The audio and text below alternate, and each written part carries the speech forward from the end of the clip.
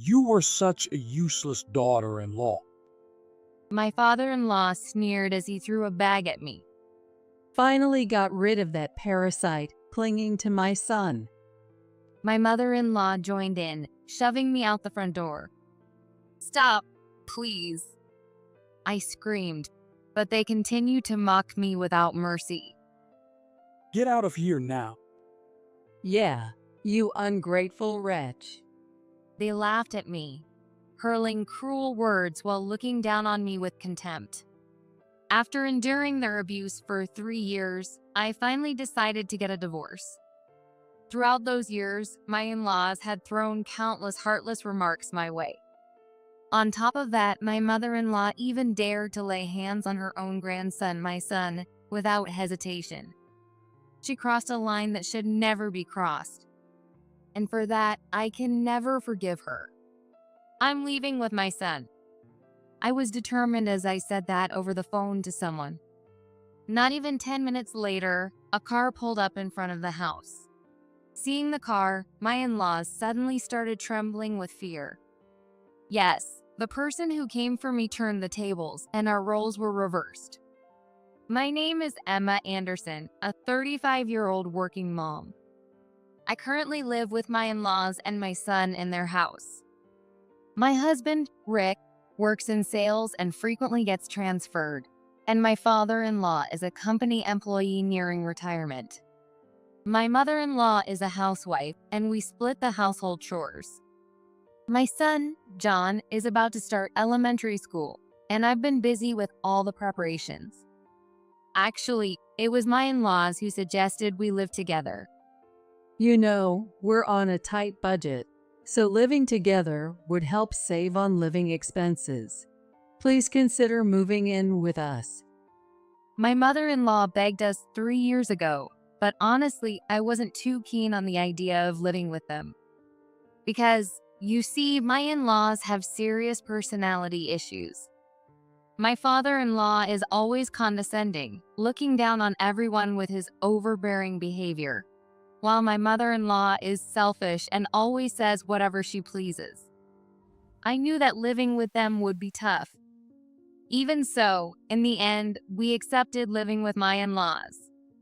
The reason was that their current house was a rental property that had to be returned in 5 years, and my in-laws were planning to move into a retirement home. Since the cohabitation was temporary, we figured it wouldn't be an issue for a short time. Plus, both my in-laws and we were saving up us for a house and them for the retirement home, so splitting the living expenses by living together was mutually beneficial. Rick, my husband, always stood up for me and protected me from their harsh words. Whenever my mother-in-law or father-in-law said something rude, Rick would firmly put them in their place. If anything happens, let me know right away. Rick would always say that, showing his concern for me. And he never compromised when it came to dealing with his parents. Because of that, my in-laws were always on their best behavior in front of Rick, never making snide comments or saying anything mean to me. However, just as John started elementary school, Rick got assigned to work away from home. Adjusting to the new routine was already hectic, and now we had to face the huge change of Rick not being around. Rick initially planned to take me and John with him, but the company housing was only for singles, and since John had just started school, Rick reluctantly had to go alone. I'm worried about leaving you two behind. I can't stop thinking about what Mom and Dad might do when I'm not there. Yeah, I'm worried too, but I'll manage for John's sake. I'll contact you immediately if anything happens. All right, and remember, you've got people nearby you can rely on, so don't hesitate to reach out to them. Moved by Rick's serious words, I nodded firmly. And so, Rick left for his assignment, and my life with John and my in-laws began without him. As we feared, the moment Rick left, my in-laws started to intensify their harassment towards me. Don't think you can slack off on the chores just because Rick isn't here. My mother-in-law barged into my home office every day, saying things like that. Actually, I work from home as a web writer. Before getting married, I worked at a small publishing company, but I had to quit when I got pregnant with John right after we got married. At that time, my boss suggested that I start a blog from home. It might not yield results immediately, but it'll be useful in the future. Following my boss's advice, I started the blog, which eventually began connecting me with various opportunities. Thankfully, I now receive a steady stream of work requests, keeping me busy with deadlines every day. However, my in-laws don't understand the concept of working from home. They think I'm just playing around on the computer and use that as an excuse to harass me. How many times do I have to tell you to stop playing on the computer? Get the chores done.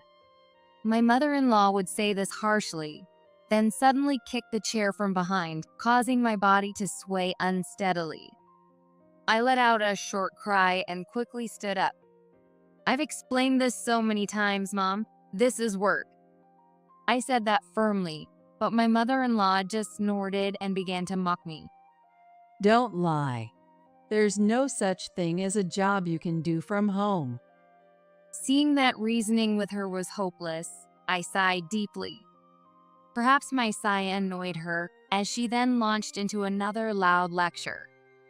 But really, it was more like a stream of insults than a lecture. Every day, my mother-in-law berates me until she feels satisfied. When Rick was here, he would patiently explain my work to my in-laws and defend me. But now, my supportive husband who understood my work is gone. I have to handle this on my own. Waiting for a pause in her tirade, I apologized. Admitting fault was the only way to appease her. As long as you understand. Now hurry up and prepare lunch. With that, she left my office.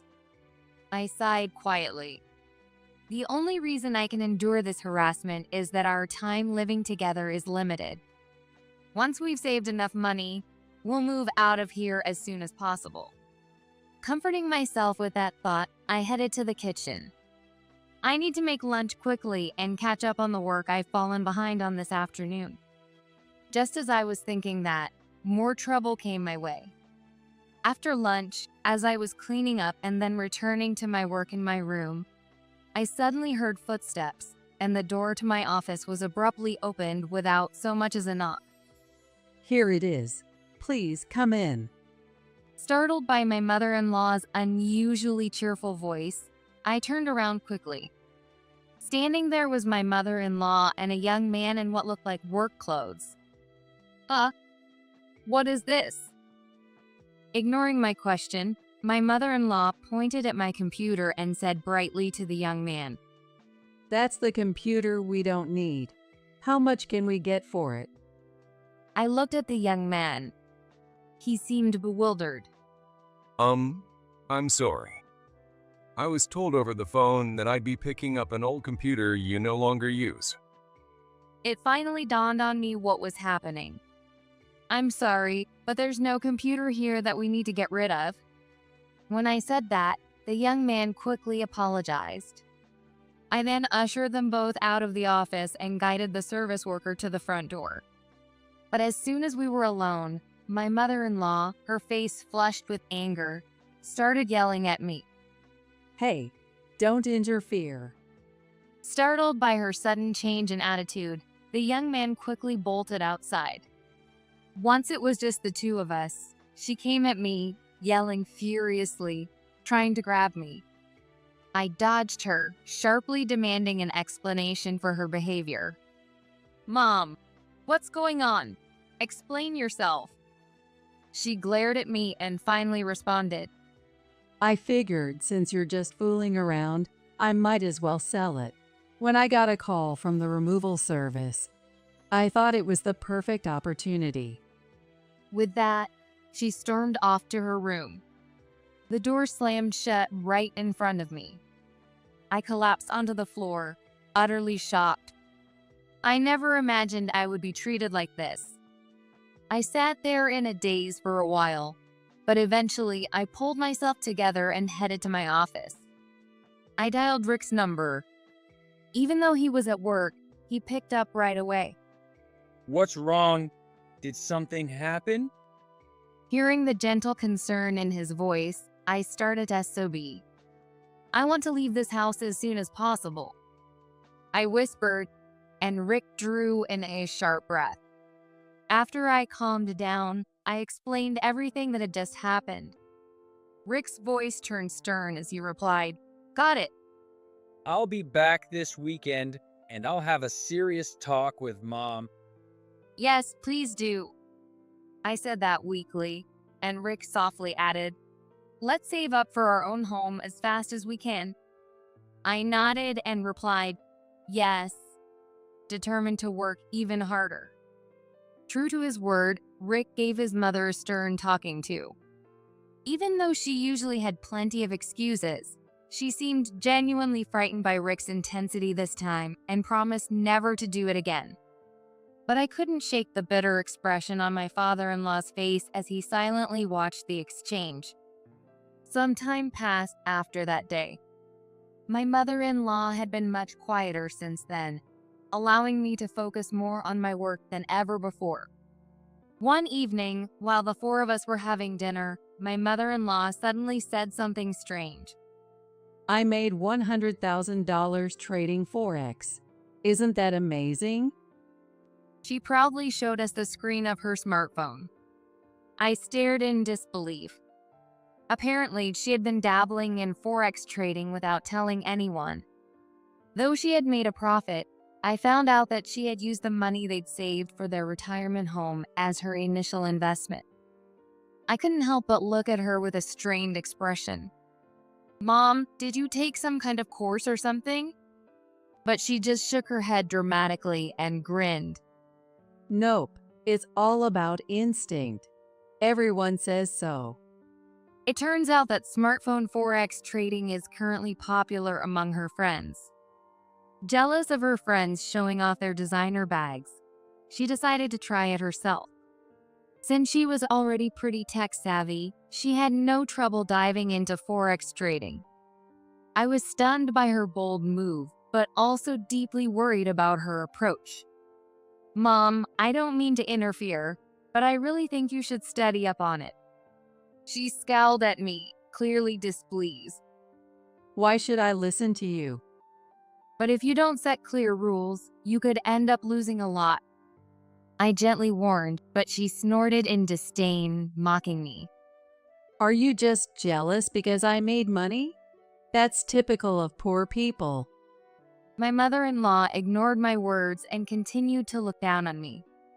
And with full confidence, she insisted that she could make even more money. Worried, I called Rick and told him what happened. "Mom doesn't know what she's doing with Forex. She's just winging it, and it's only a matter of time before something goes terribly wrong." Rick shared my concerns and repeatedly tried to convince his mother to stop trading Forex over the phone. I also urged her to quit many times, but she stubbornly refused to listen. To make matters worse, my father-in-law began to support her, scolding me for opposing their decisions. How dare you, as our daughter-in-law, not show respect for your elders? You, exclaimed, a mere daughter-in-law, have no right to tell us what to do. He shouted at me, his face flushed with anger. His loud voice made me freeze, unable to respond. Hearing his grandfather yell, John started crying beside me. I realized that saying anything more would be pointless and fell silent. I took John to the bedroom, soothing him gently until he fell asleep. Meanwhile, my in-laws, taking advantage of my silence, became even more obsessed with Forex. Soon, they started becoming stingy with the household expenses. Eventually, they even began asking Rick for money over the phone. Hey Rick, we'll definitely make a profit and pay you back. So could you lend us some money? My mother-in-law would ask sweetly, trying to coax money out of Rick. This infuriated Rick, and he firmly refused. I have a responsibility to support Emma and John. There's no way I can give you money. Besides, Emma warned you to stop, but you didn't listen. Shut up. As a son, you should give money to your parents. Every phone call turned into a heated argument between Rick and my father-in-law. I found their conversations terrifying. Then the inevitable happened. My mother-in-law's luck and instincts ran out in her forex trading. Like a car careening downhill, they started losing money, and their profits dwindled away. As their losses mounted, they began to blame me, calling me a parasite and a curse. Why are you, a stay-at-home wife, eating comfortably here? That's right. Because you're leeching off Rick's earnings, he won't help us. Their gazes toward me were filled with near hatred. No matter how much I explained that I was working from home, they no longer seemed to see it that way. My mother-in-law, desperate to recover her losses, threw herself even deeper into forex. She became so engrossed in staring at her smartphone that she stopped doing any housework, leaving all the chores to me. She would stay in her room all day, clutching her phone tightly, desperately watching the trading screen. Sometimes I'd hear loud shouts and curses from her room, which made me even more fearful of her. But worse was yet to come. My in-laws began to exhibit strange behavior. One day, while I was in my office working, I heard my mother-in-law call to me in an unusually sweet tone from outside. Her kind voice, something I hadn't heard in a while, made me uneasy, but I cautiously opened the door. There she was, with a faint smile, asking for a favor. I'm thinking of getting rid of your father's books from his study. I can't carry them all by myself, so could you help me? The overly polite way she asked made me feel a strange sense of unease. But I sensed that refusing might provoke something worse. Sensing that vibe from my mother-in-law, I quietly nodded in agreement. I stepped into my father-in-law's study, which was across from my office. My mother-in-law handed me a stack of books, far too many to carry, and urged me to take them down the stairs. The stairs in their house were steep, and I felt like I might fall at any moment.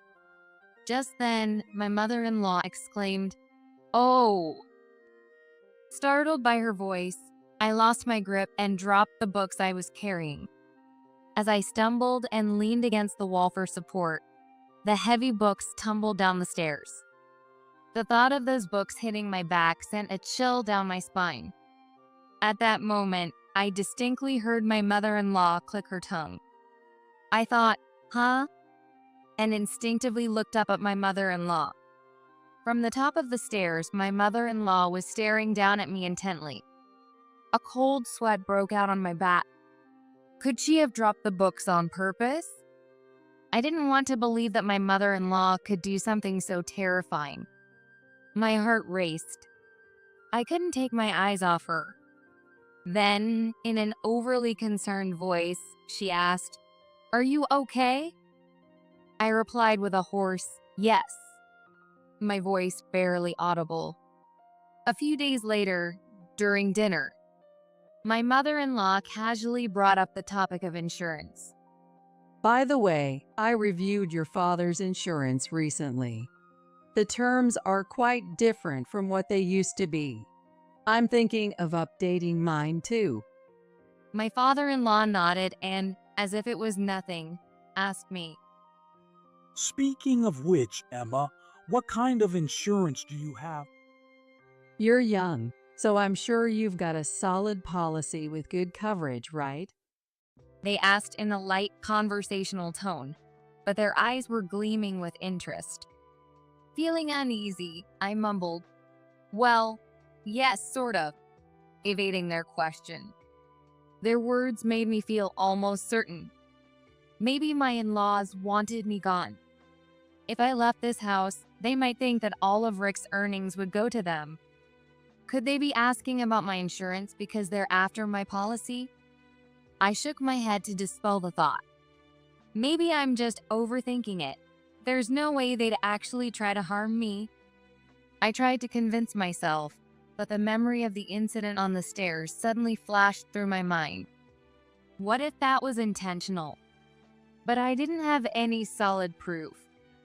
Of course, I discussed all of this with Rick over the phone. It's true, without evidence, we can't go to the police. Rick said that with frustration in his voice. But I feel like I'm in danger. That's when Rick made a suggestion. I found the idea reasonable and agreed to Rick's suggestion. And so we quietly devised a plan. A few days later, on a weekend, something drastic happened. My mother-in-law hurt John. Lately, John had been spending a lot of time in the bedroom reading on weekends. He probably felt safe because I was working in the next room. Since starting elementary school, John had almost completely avoided any interaction with his grandparents. It seemed like he was scared of how they had been acting lately. And who could blame him? They had scared him multiple times by yelling loudly in front of him and otherwise showed no interest in their grandson. I felt reassured knowing John was in the bedroom, so I focused on my work. Suddenly, I heard John's voice. Stop it. Grandma, stop it. The urgency in his voice made me rush to the bedroom. What's wrong, John? What happened? Just then, I heard a sharp slap and the sound of something hitting the floor. When I burst into the room, I found John lying on the floor, crying hysterically. His left cheek was swollen and bright red. Did you hit John? I screamed in a frenzy, holding John tightly and glaring fiercely at my mother-in-law. But she flew into a rage and started hurling insults at me. It's because of your poor parenting that John is acting so defiant. This is your fault. She didn't feel the least bit guilty about hitting her grandson. Instead, she used it as a reason to attack me. Seeing her like that was the last straw. The last bit of patience I had snapped with a loud crack. I can't take this anymore. I'm leaving this house, and I'm divorcing Rick. I yelled, glaring straight at her. In the next moment, John, still in my arms, handed me something as tears streamed down his face. It was a passbook containing the money Rick and I had been saving for our own home. So, my mother-in-law had come into the bedroom to steal this. And did John realize what was happening? Confront my mother-in-law and take the passbook back from her? And did my mother-in-law, enraged by this, slap my son? As anger boiled inside me, my mother-in-law, pleased that I said I was leaving, hurriedly shoved something into my hands. I've been waiting for you to say that. Sign this and get out. What she handed me was a divorce paper with Rick's name already filled in. With trembling hands, I took it and wrote my name. Watching me, my mother-in-law spoke with a triumphant smile. I had Rick sign this the last time he was here. Rick was sick of you too, you know. He hated having to support someone who doesn't work. They both ganged up on me, saying, he absolutely hates having to support someone who doesn't work. I bit my lip as I finished filling out the divorce paper. My mother-in-law snatched it from me, grinning wickedly as she said with satisfaction, I'll take care of this for you. Now you're a stranger to us. That's right. Hurry up and get out. Now that the freeloader is gone, we can put more money into Forex. Laughing loudly, they began throwing my belongings out of the house. You were such a useless daughter-in-law. My father-in-law said that as he threw a bag at me. We can finally get rid of the parasite attached to my son. My mother-in-law joined in, shoving me out the front door. Stop, please, I shouted, but they continued to mock me without mercy. Get out of here now. Yeah, you ungrateful wretch. They laughed at me, hurling cruel words while looking down on me with contempt. After 3 years of enduring their abuse, I finally decided to get a divorce. Over those years, my in-laws had thrown countless heartless remarks my way. On top of that, my mother-in-law didn't hesitate to lay hands on my son, John, her own grandson. My mother-in-law crossed a line that should never be crossed. I can never forgive my mother-in-law for that. I'm leaving with John. I said that as I called someone on the phone. Not even 10 minutes later, a car pulled up in front of the house. Seeing the car, my in-laws suddenly began trembling in fear. Why is that car here? My father-in-law muttered as someone stepped out of the back seat. Oh, sorry to startle you. I rushed over as soon as my daughter called. It was my father. And the car he arrived in was from the parent company of the company where my father-in-law worked. Rick and I had been secretly consulting my father about the situation with my in-laws, so he was ready to act if anything happened. That's why he came as soon as I called. My father is actually a high-ranking executive at the parent company where my father-in-law works. But since my father-in-law was not in a position that involved external relations, he didn't know about my father. On the other hand, my father knew all about him from what Rick and I had told him. However, since my father-in-law was a proud man who didn't like family meddling in his work, Rick, my father, and I had all kept this information to ourselves until now. My father addressed my stunned father-in-law in a stern tone. I've heard everything from my daughter. I'm aware that you've become deeply involved in Forex trading, and I've decided I won't tolerate people who would harm their own family for it. My in-laws, shocked by his words, began to open their mouths to argue. But my father silenced them with a sharp look and added, I can't trust a company that employs someone like you. I've been lenient because it's the company where my son-in-law's father works, but that ends now. My father-in-law, panicking, tried to plead with him. Wait. It's all a misunderstanding. Yes, that's right. We're family, after all. Emma, please tell your father. Come on, Emma, John, let's go. Turning my back on my in-laws, who were desperately trying to defend themselves, my father urged me to get into the car. And so, my father took me back to my childhood home. Afterward, Rick and I got divorced. During our final discussion, my in-laws yelled at my father, We're going to be richer than you with our Forex trading.